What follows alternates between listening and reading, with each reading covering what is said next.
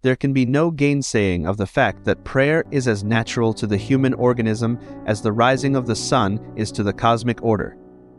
Samuel Johnson was once asked what the strongest argument for prayer was, and he replied, "Sir, there is no argument for prayer." Now, Johnson did not mean by this that prayer is irrational, far from it. He meant, rather, to stress the fact that prayer is first of all a native tendency. Prayer is indigenous to the human spirit. It represents a throbbing desire of the human heart.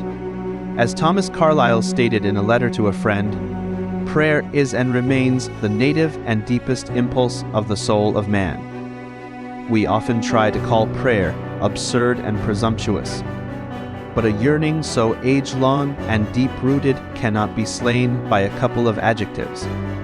Men have often tried to dismiss it by affirming that pressing rigidity of natural law makes it impossible.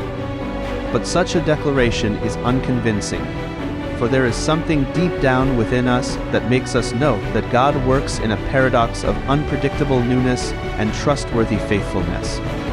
And so even the most devout atheist will at times cry out for the God that his theory denies. Men always have prayed, and men always will pray.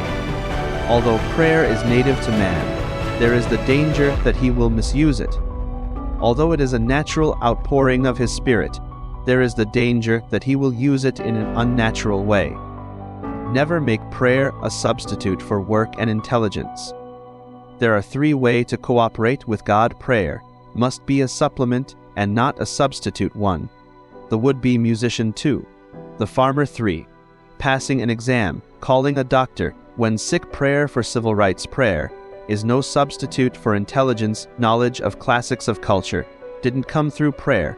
Creative insights of medical science didn't come through prayer. Knowledge of astronomy. We make God a cosmic bellhop, a universal errand boy. In that dramatic scene, when the Israelites are confronted with the Red Sea in front and the Egyptian armies behind, Moses goes away to pray. God says, "Go forward." Never pray for anything which if done would injure somebody else. Don't pray for God to help you get even with your enemy.